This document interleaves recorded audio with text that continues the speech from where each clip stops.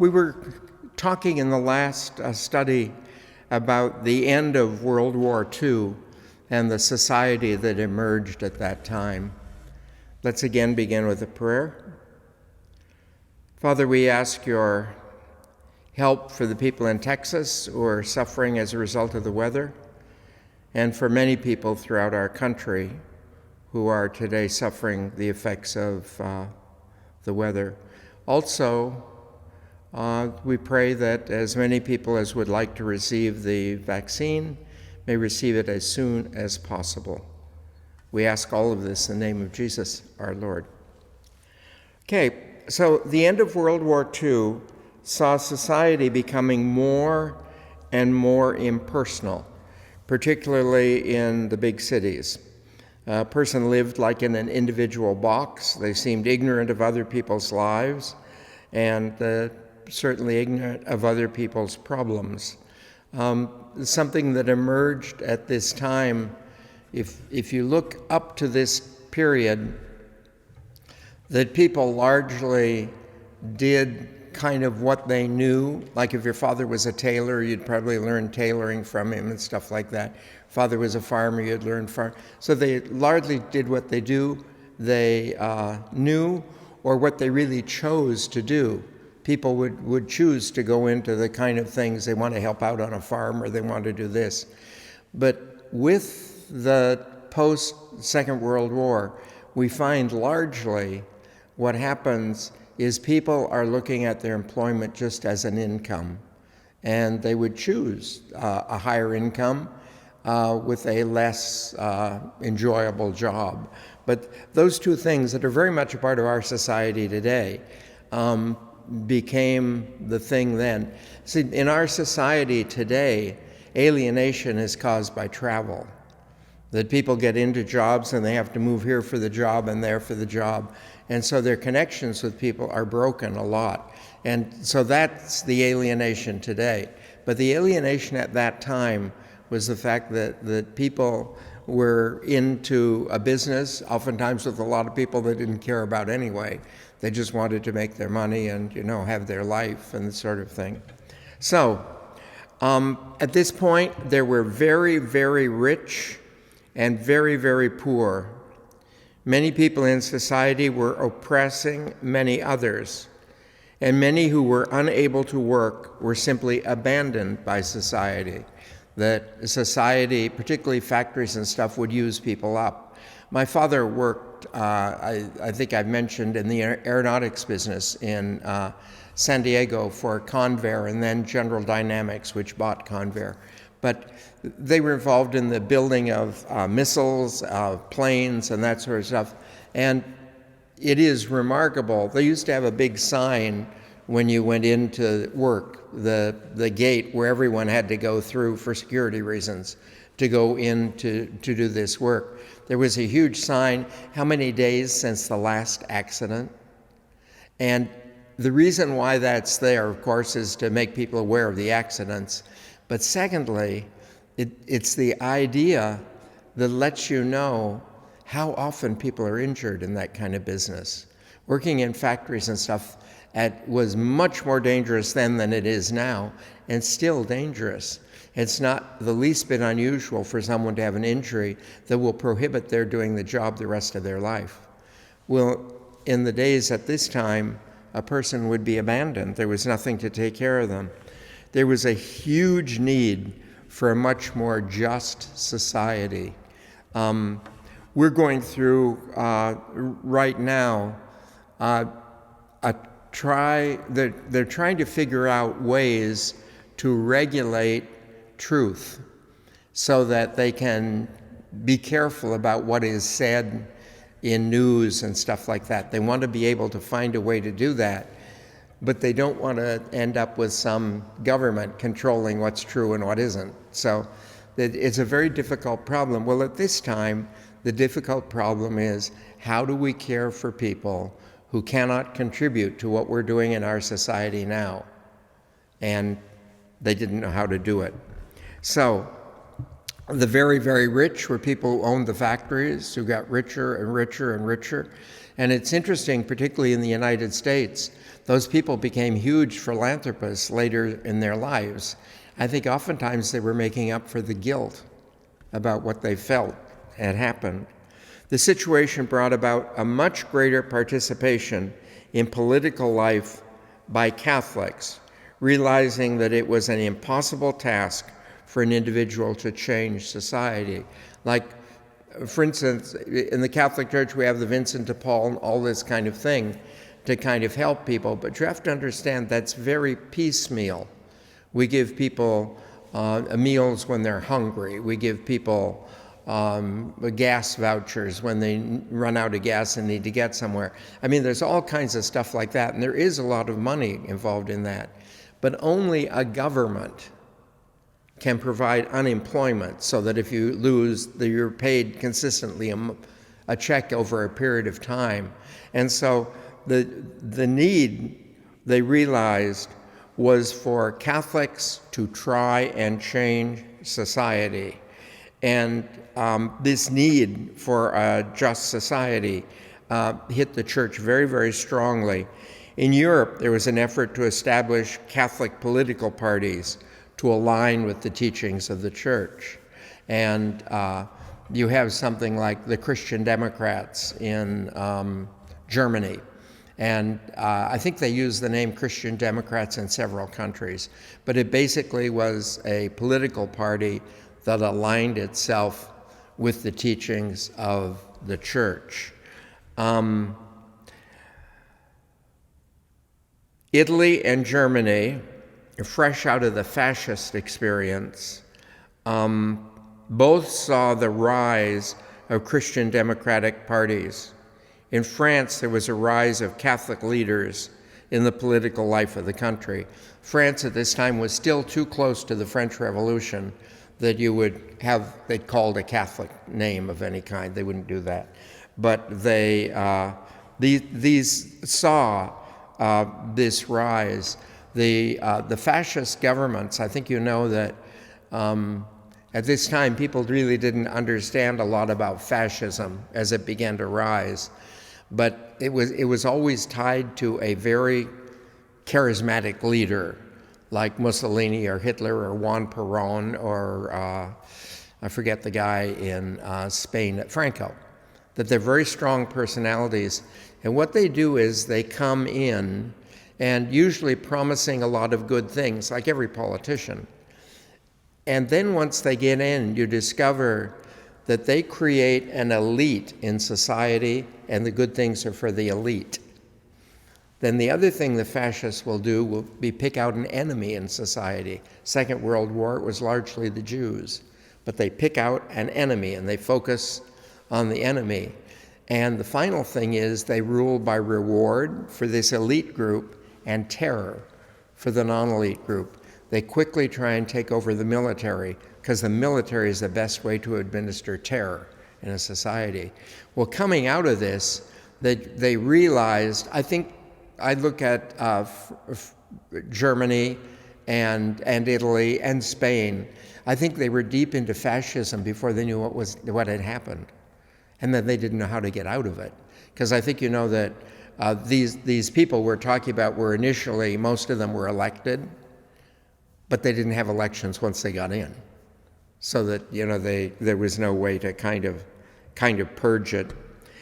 In 1960, in the United States, Al Smith, a Catholic candidate for president, had faced bitter opposition because of his religion. But 30 years later, in 1960, Jack Kennedy was elected. Many Protestants feared that he might prove loyal to the Pope, more loyal to the Pope than to the country. And his presidency marked a point at which Catholics came to be seen as fully American. The really anti-Catholic movements that were part of the United States sort of disappear. See, people are very threatened in a democracy, I should say in any society.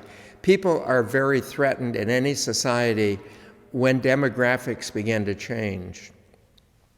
So that we were having a huge amount of Irish immigrants huge amount of Italian immigrants. And after the Second World War, a lot of immigrants from many of the countries in Europe.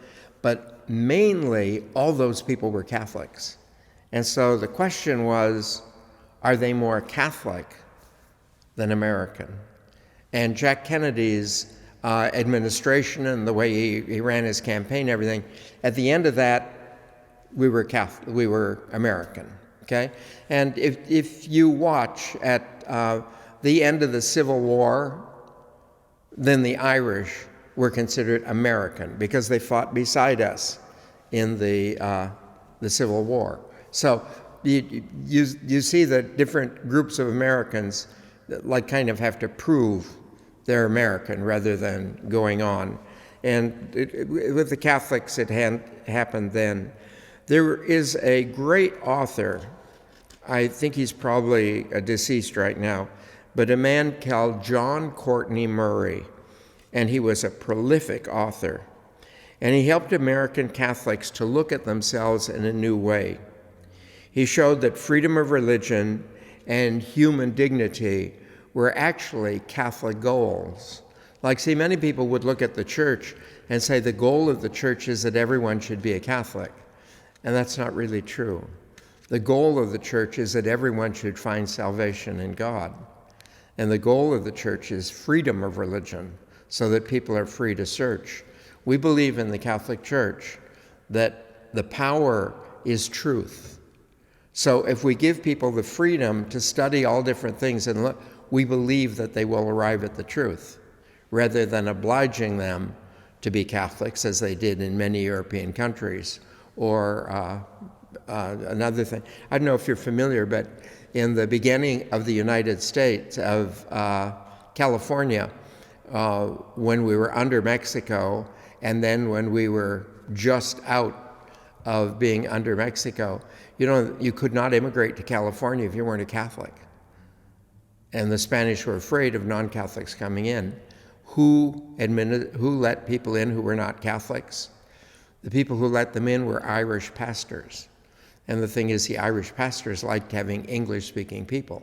So they wrote papers that indicated they were Catholic, and they came in. So there are lots of non-Catholics in California at the time we became a state. But it's interesting, the government in Mexico tried to ensure they would be Catholic. So anyway, he fought hard for Catholic scholars to be able to do research without outside hindrance. He wanted Catholic scholars, like for instance, people looking at the church in the United States are oftentimes under pressure from the Catholic hierarchy in the United States to make them look like excellent citizens, okay, perfect citizens, because that's what we would like people to view us. Scholars who were involved, like the area of Scripture where I was involved, if you're involved in scholarship in Scripture, there were bishops who were terrified at the time that if you studied paleontology, somehow that was denying that God had done creation, rather than saying evolution's the way God did creation. So then scholars were shut up. Many scholars were shut up about that issue at a time. So Murray worked tirelessly and very successfully for getting this kind of freedom for Catholic scholars. The growth of post-war economics demanded more workers for menial jobs, as well as the harder and more dangerous jobs. The fact that some countries were developing much faster than others necessitated huge shifts in populations. And this period was one of the great periods of immigrations, okay? This is just before and following 1960. Okay, a huge amount of immigration at that time. More often than not, the immigrants found themselves in situations which were worse than local people. So the new people who came in were given the jobs that no one else wanted. And you know, that's one of the things in California again. In California, we had a program that brought in braceros from Mexico. And the wages they would make in California were very good in Mexico. They would take them back and live with their families there. But the wages they made here were too low for someone who lived here to actually do the jobs. And many of the jobs, picking lettuce and stuff, are backbreaking. So these jobs fell to these braceros. And then when they began to have reactions against the braceros and the Hispanics, they stopped coming from Mexico. And many businesses, this was a terrible thing. They couldn't afford to pay real salaries, and no one else would work if they weren't real salaries. So these things were going on. They were better paid and usually much better off than they were in the countries they left. But now they were living in contrast to greater wealth. Like, for instance, if you have a couple families sharing a single house, like you would find oftentimes in the Mideast, the house would have a single kitchen, and these 4 families would share the kitchen. And each of the 4 families sort of had their own rooms in the house, but they would share the kitchen and share restroom facilities in the building. And the money they got, if they had brought money from the United States, would allow them to live that way, and that was fine there. When they come to the United States, they're actually living better. They each have their own little tiny home. But now you're living beside someone who has a huge home with servants. And so even though you're better off than you were in the country you left, you're not in the country you're in. In the country you're in now, then you're living in abject poverty. Often immigrants were despised, unable to speak the language, and without the support of public expression of religion, which they had in their own native countries. If you ever visit a essentially Catholic country, I would describe Poland, I would say Poland, Hungary, Ireland, Italy, too. In these countries, religion is very public and very Catholic. If you have a holiday, it's simultaneously a saint's day. Each neighborhood has their own special saints. They have processions with the Blessed Sacrament, all this kind of thing. But religion is a very public thing. And if you happen to be living in Italy and want to be a Catholic, you really don't have to make much effort. If you step out the street, you'll end up part of the procession whether you like it or not. And if you want to be involved in the celebrations, you have to go to the church. It's just, it becomes a part of their lives. Then they move into another culture, and they don't have that kind of support for their religious life. And a lot of people fell away. For many people, it was difficult to continue in their faith and almost impossible to educate their children in their faith. Churches were rather slow to notice this problem in the new countries to which the people moved. But the churches of their native lands did a lot to establish parishes in the big cities of Germany, Switzerland, and Belgium. So that in Germany and in Switzerland and in Belgium, they established what we would call national churches. So they would send over an Irish priest who would establish an Irish parish in Belgium, because a lot of the poor Irish were seeking jobs in Belgium, and they'd form these little communities. They basically formed ghettos all over. The vast majority of immigrants to the United States in this period were Catholics, and many of the newcomers brought priests from their native countries, and the American bishops trained people to work with immigrants, providing education for their children and cultural centers for recreation. The Catholic Church in the United States was very good at this, because remember, we're a church made up of immigrants. So all of us, came here from someplace else and had to move into a new society. So the church, we understand that in the United States, and the churches in the United States of all denominations work for it and work very well at it, actually. That's why in these these national churches, where I noticed it so much, my parents lived in Rochester for a while, but in Rochester, New York, it was not unusual. In fact, I could name 2 places I saw this, to have 4 corners with 4 Catholic churches on the 4 corners: the Irish Catholic Church, the German Catholic Church, the Italian Catholic Church, the French Catholic Church. And they're very strong community and very independent of one another. Most of this has been stopped now because they all speak English anyway, but they like to retain this. I myself served for 2 years in a national church. The church is in San Francisco, and the name of the church is Notre Dame de Victoire, Our Lady of Victories. And the church was built by the French government and supplied oftentimes with all the wine came from France. And the church was built by the French government because of the number of French fleets that would come to San Francisco and be in the port, and then they could be ministered to by the priests at Notre Dame. We had a grade school and a high school. They were all taught in French.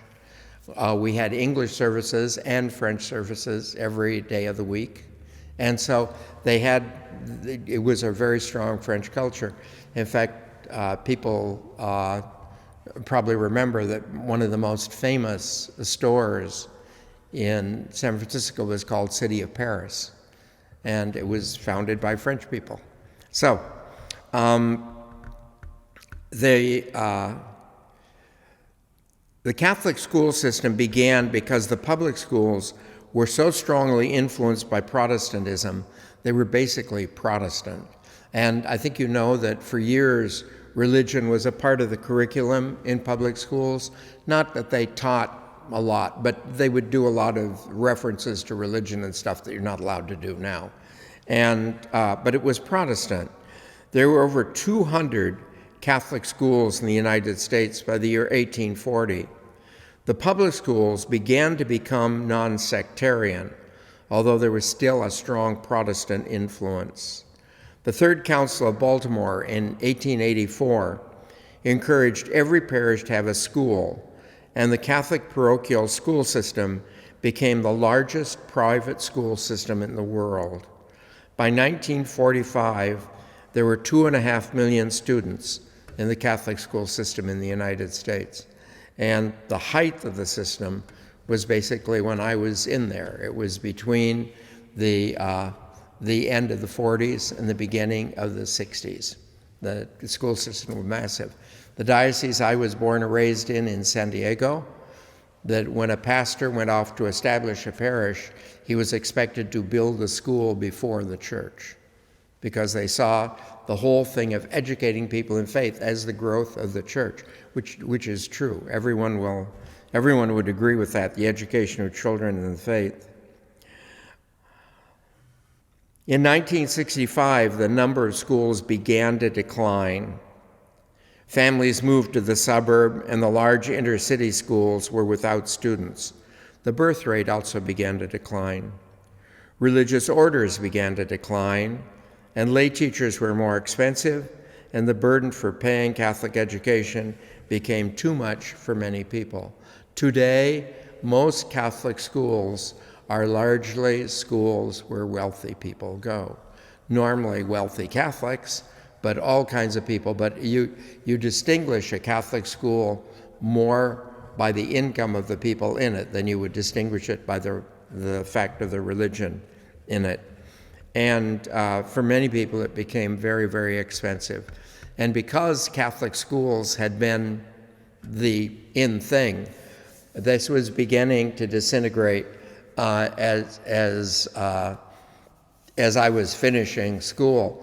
And like classmates of mine I'll take 8th grade.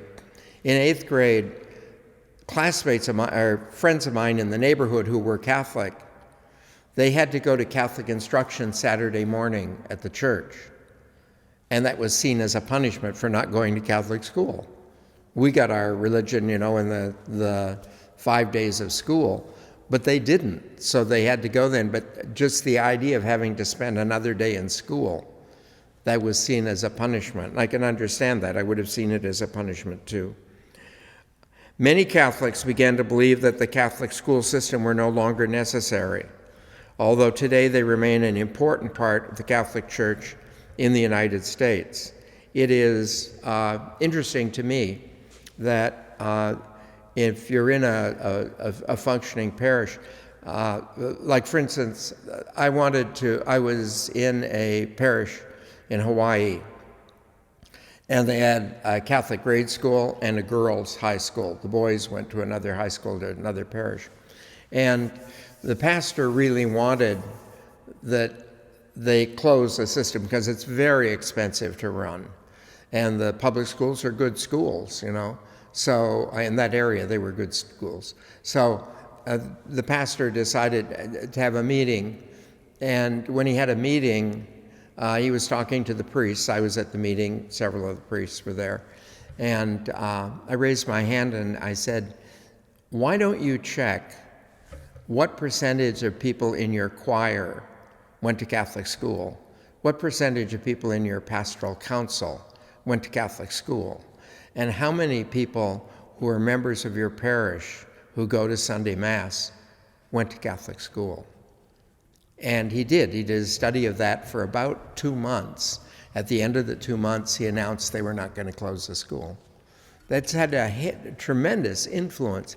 And if you look at a church today, almost everyone who's really involved in the church has gone to Catholic school, or they're influenced by the Cursillo or the Catholic family movement or marriage encounter. They have something outside the church that focuses and builds their religion so that they're involved in the church. So anyway, we began to see a drop of that.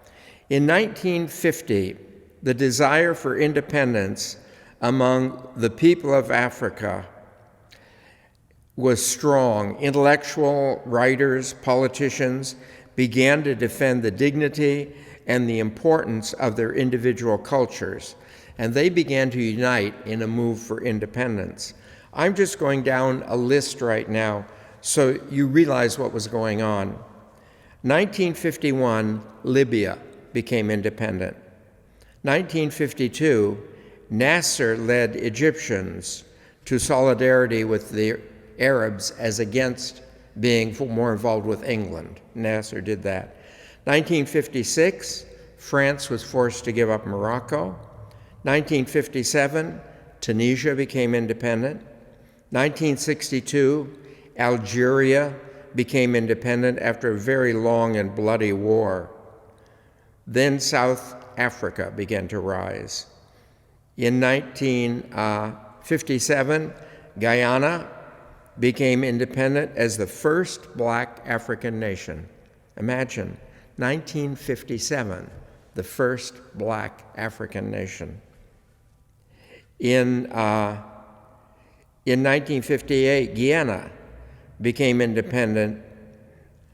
In 1960, many African nations became independent that year, including Zaire, for instance. In 1976, Angola and Mozambique became independent. So we watch independence sweeping. Now we have all these independent countries, and this is what will bring about the concept of the third world, because these people are just starting out. They don't have a lot of resources and this sort of thing. They aren't used to governing themselves. They have other people governing them. So these many new governments were very shaky, insecure, economically weak, and there was the problem of the colonial powers, Europeans, Americans, Russians, and Chinese, who continued to dominate their economy. I guess if I would use as an example, I'd take the idea of Arabia, Saudi Arabia. In Saudi Arabia, there are huge oil reserves and everything. The oil reserves were owned by a company called Aramco, which is the Arab-American organization that ran it. It was run largely for the benefit of American gasoline companies.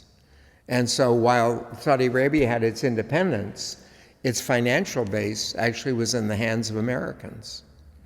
And any of you who've ever seen the play Evita, you see the play Evita, you understand that while Argentina had its independence, all its finances was in the hands of the English. So things like that were going on. And these countries, again, the Americans, the Russians, the Chinese, and the Europeans were doing this over the rest of the world. Often crops raised and the things produced in the countries benefited the colonial powers, but did little for the new nations. In the Republic of South Africa, there was a major racial problem left behind. And South Africa was very interesting because South Africa remained a largely black country with a totally white ruling force. And when South Africa became independent, the ruling, I think they're Dutch, they called Afrikaners, but the ruling Dutch did not leave. They continued to live there and to run their farms and everything. And the whites continued to dominate the country by a policy that was called apartheid. And apartheid forced the whites and the blacks to live apart from one another. This ensured separation of the races and keeping power in the hands of the whites. Because the government called itself Christian, the people continued to think of Christianity as a white religion, okay? So they called themselves Christian. And initially, I think the very beginning of the Dutch people who moved over there, I think they went as missionaries and then began to build this society and that sort of thing. A similar thing happened in Hawaii, where the Congregationalists came over. They came from the United States. And when they came in, understand the missionaries were good people, and they were interested in helping the Hawaiians and that sort of thing. They did a lot of stupid things, much like the Spanish did with the missions in California. They did not understand the culture they came into. But anyway, the missionaries, the Congregationalists, again, I would say they were good people. Their children were not missionaries. Their children largely intermarried among themselves or married Hawaiians, and they ran businesses and everything that the Hawaiians were not really, Hawaiians didn't recognize the owning of land and this sort of thing. So they largely took over, and the children of the Congregationalists today are still the large landowners in Hawaii. And when the last queen of Hawaii, I think Lianu or something, the last queen of Hawaii, when she died, she left all her property to the Hawaiian people. And it's administered now for the benefit of the Hawaiians themselves. But the Hawaiians originally viewed all the property as owned by all the Hawaiians. And when the Congregationalists came in, they carried the concepts where pieces of property belonged to individuals. And that really decimated Hawaii. After World War II, the whole of Europe was in desperate need. Many people were homeless because their homes were now in the hands of another country, and much of Europe was destroyed. I have friends of mine that eventually came to the United States, but the woman was Austrian royalty, but the piece of Austria that she was from, her ancestral family and everything, was given to another country. It might have been Poland, but that's given to Poland after the Second World War. Her husband was from Hungary, and he was the Hungarian ambassador to the United Nations at the time of the Hungarian revolt in Hungary. And so his citizenship was stripped away. Now, this man, who's very high politically in Hungary, and this woman who's very high royalty in Austria, neither one of them had a country or a passport.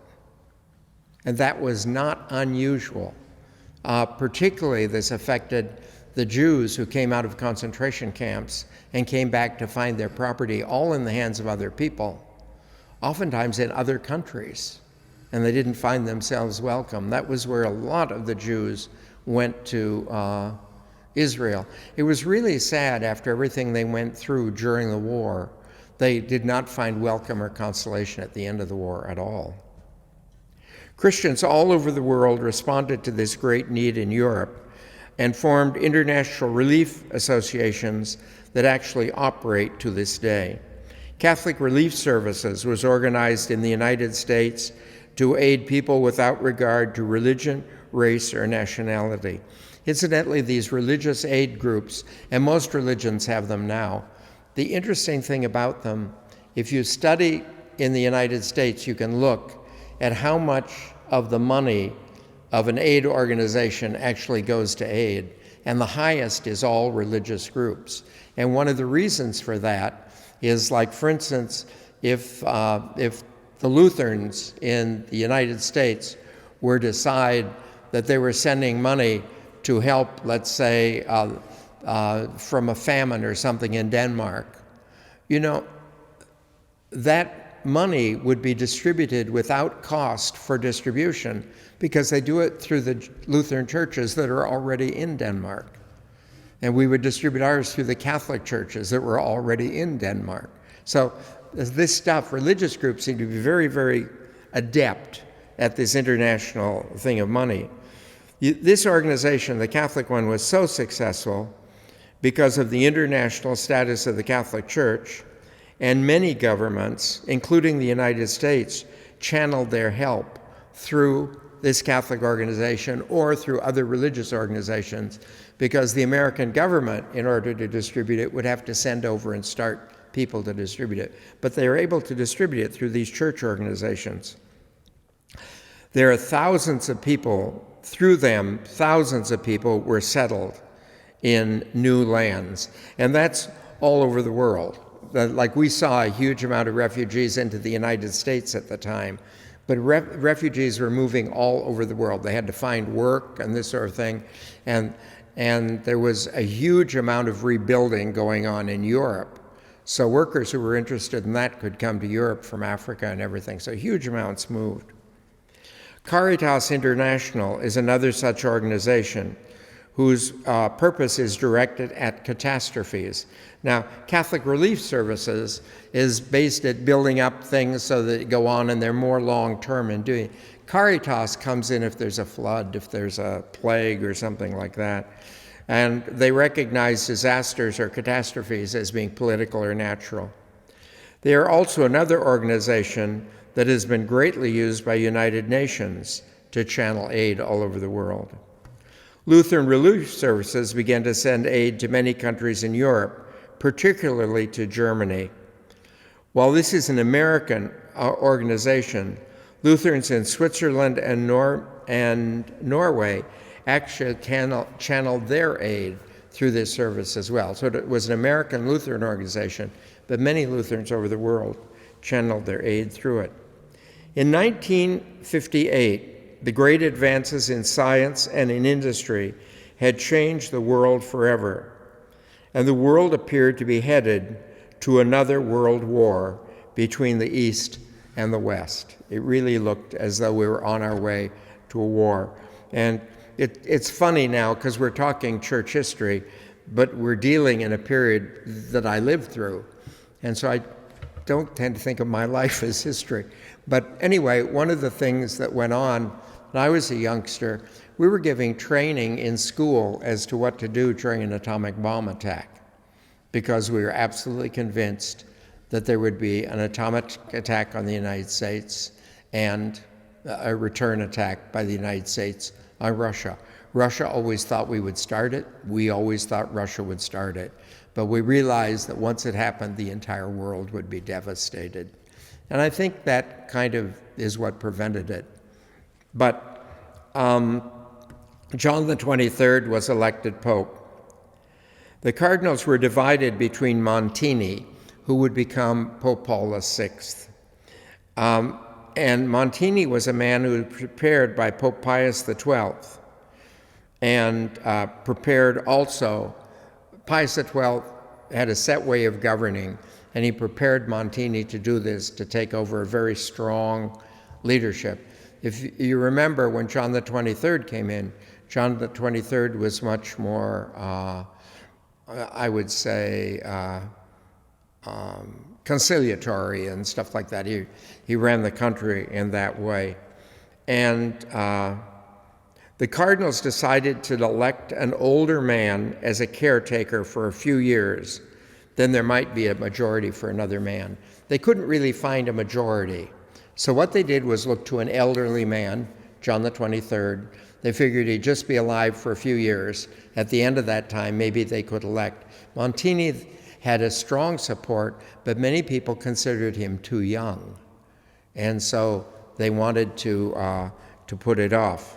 And if they thought that John the 23rd was going to be a caretaker, they were in for a surprise. So why don't we stop it here, and we'll pick it up next time. I guess something I need to tell you is that it should be kind of obvious to you that we are drawing to the end of this this history, and I'm not too sure where to go from here. I figure we have 3 or 4 more lectures on this, and by that time we might be able to have a small group in the hall or a small well-spaced group in the church and do it, and then we could vote on another book or plan. But anyway, right now I'm kind of at a loss as to where to go from here. Thank you very much.